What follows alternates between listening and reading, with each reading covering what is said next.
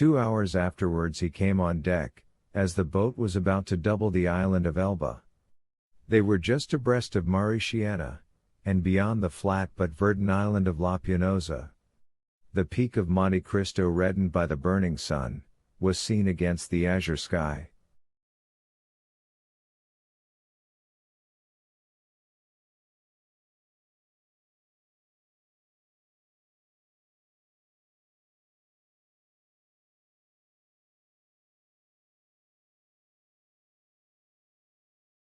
Dantes ordered the helmsman to put down his helm, in order to leave La Pianosa to starboard, as he knew that he should shorten his course by 2 or 3 knots.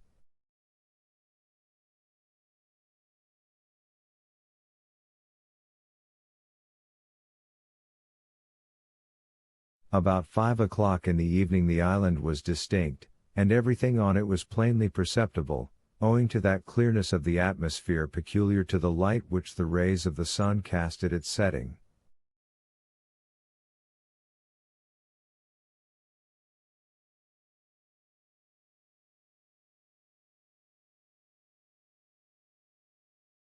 Edmund gazed very earnestly at the mass of rocks which gave out all the variety of twilight colors, from the brightest pink to the deepest blue, and from time to time his cheeks flushed, his brow darkened, and a mist passed over his eyes.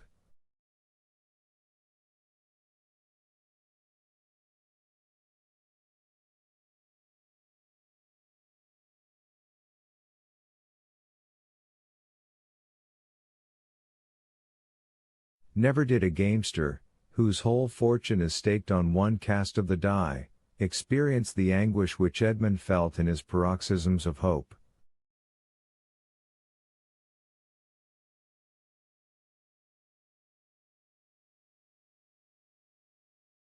Night came, and at 10 o'clock they anchored. The young Emilia was first at the rendezvous. In spite of his usual command over himself, Dantes could not restrain his impetuosity.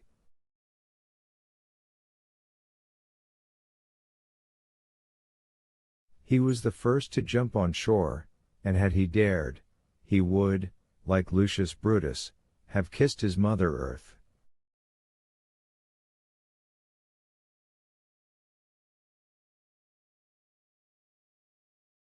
It was dark, but at 11 o'clock the moon rose in the midst of the ocean, whose every wave she silvered, and then, ascending high, played in floods of pale light on the rocky hills of this second Pelion.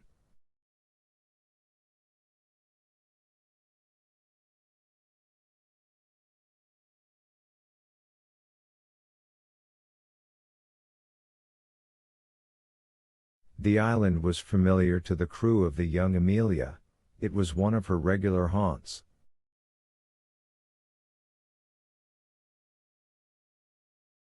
As to Dantes, he had passed it on his voyage to and from the Levant, but never touched at it.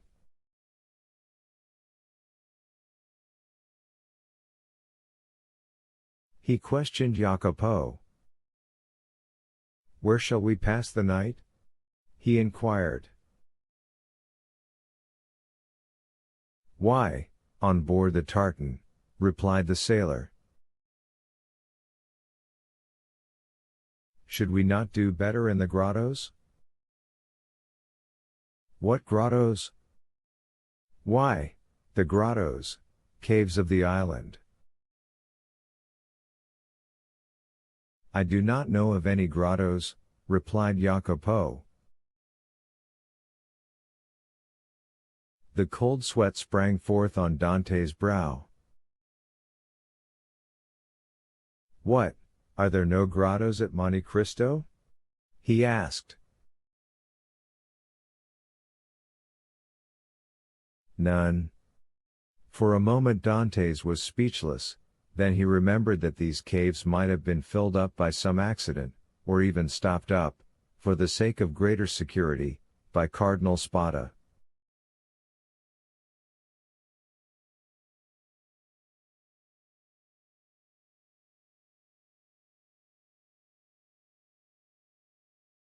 The point was, then, to discover the hidden entrance.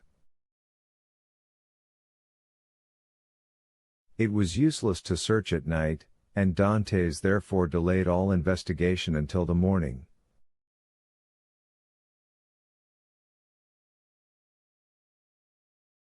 Besides, a signal made half a league out at sea, and to which the young Amelia replied by a similar signal, indicated that the moment for business had come.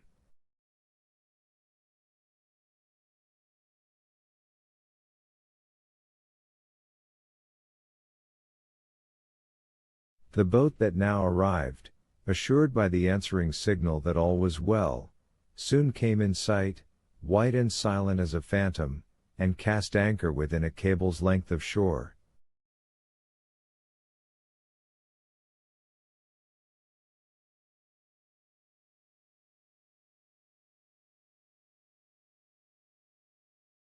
Then the landing began.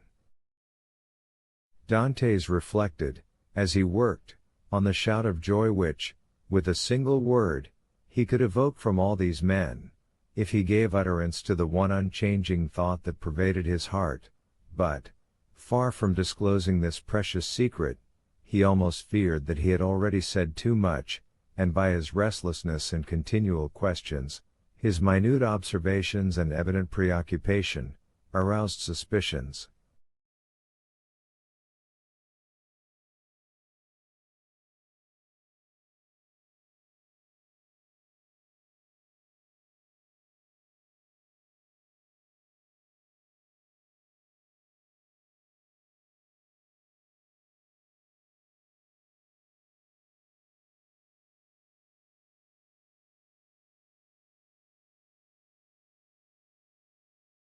Fortunately, as regarded this circumstance at least, his painful past gave to his countenance an indelible sadness, and the glimmerings of gaiety seen beneath this cloud were indeed but transitory.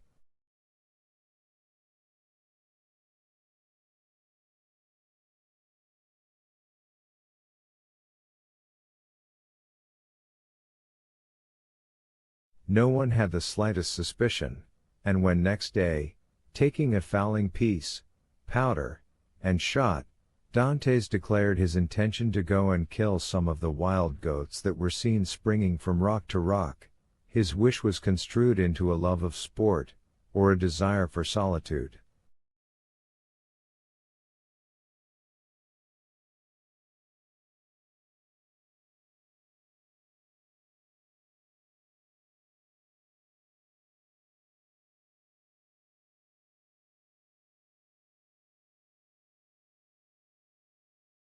However, Jacopo insisted on following him, and Dantes did not oppose this, fearing if he did so that he might incur distrust.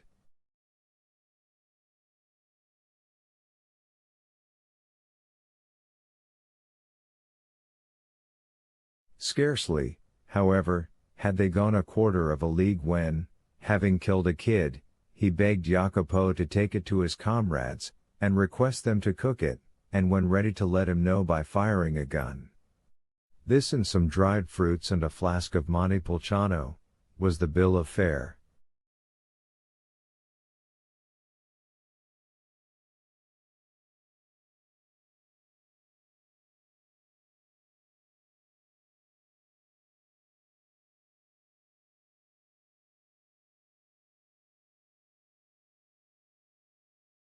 Dantes went on, looking from time to time behind and around about him.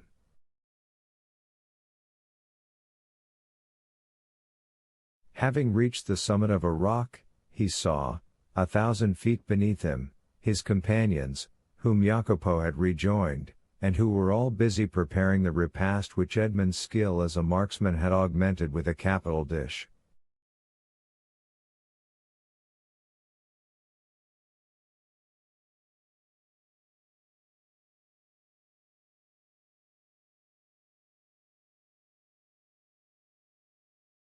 Edmund looked at them for a moment with the sad and gentle smile of a man superior to his fellows.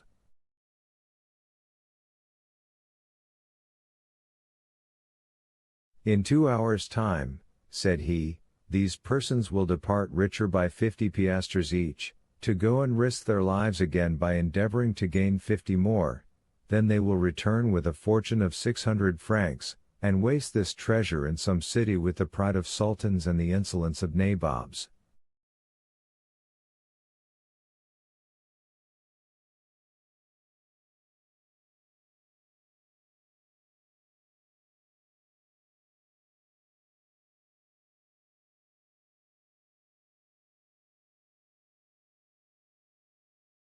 At this moment hope makes me despise their riches, which seem to me contemptible. Yet perchance tomorrow deception will so act on me, that I shall, on compulsion, consider such a contemptible possession as the utmost happiness.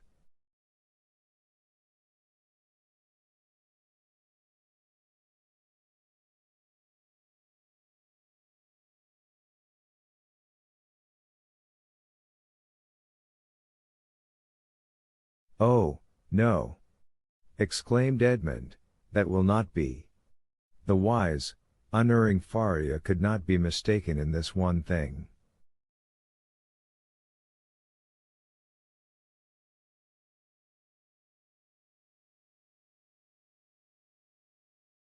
Besides, it were better to die than to continue to lead this low and wretched life.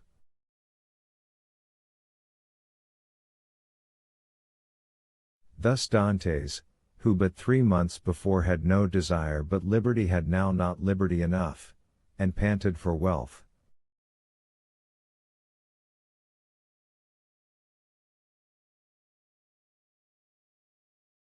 The cause was not in Dantes, but in Providence, who, while limiting the power of man, has filled him with boundless desires.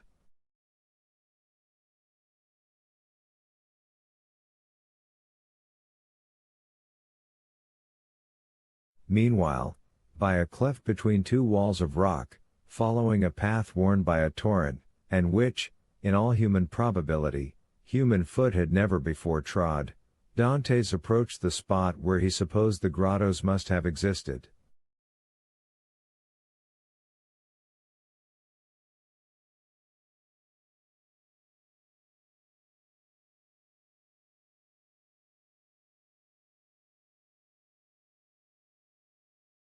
Keeping along the shore, and examining the smallest object with serious attention, he thought he could trace, on certain rocks, marks made by the hand of man.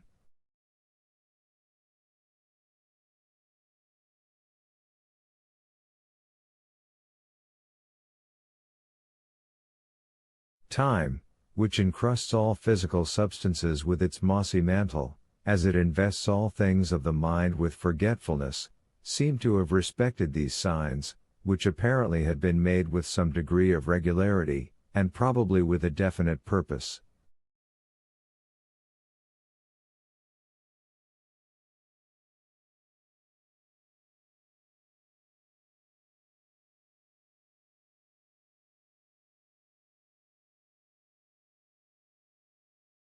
Occasionally the marks were hidden under tufts of myrtle, which spread into large bushes laden with blossoms, or beneath parasitical lichen.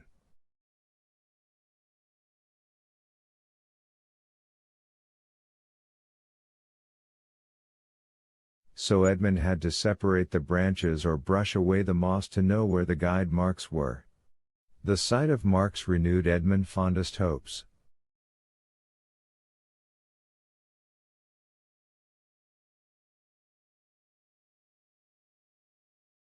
Might it not have been the Cardinal himself who had first traced them, in order that they might serve as a guide for his nephew in the event of a catastrophe, which he could not foresee would have been so complete?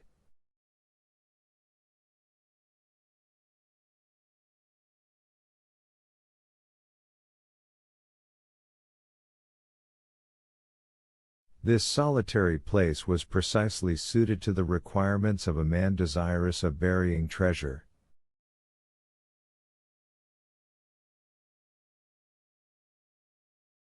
Only, might not these betraying marks have attracted other eyes than those for whom they were made? And had the dark and wondrous island indeed faithfully guarded its precious secret?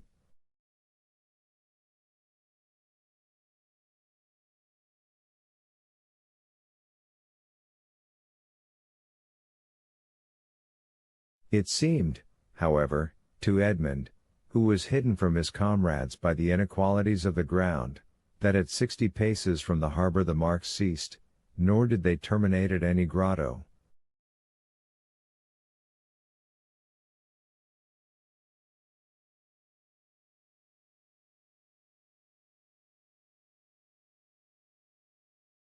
A large round rock, placed solidly on its base, was the only spot to which they seemed to lead.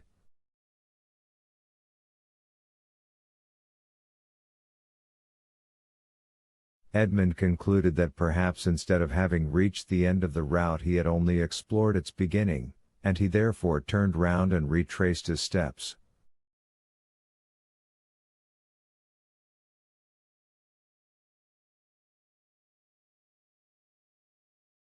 Meanwhile his comrades had prepared the repast, had got some water from a spring, spread out the fruit and bread, and cooked the kid.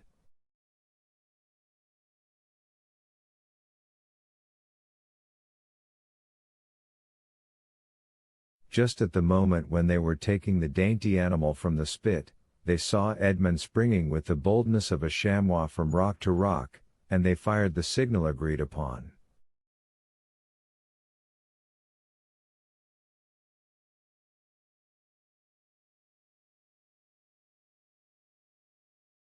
The sportsman instantly changed his direction, and ran quickly towards them.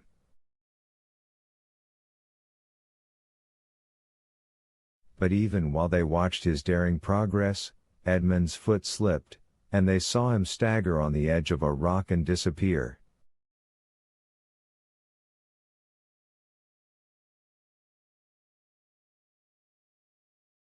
They all rushed towards him, for all loved Edmund in spite of his superiority, yet Jacopo reached him first.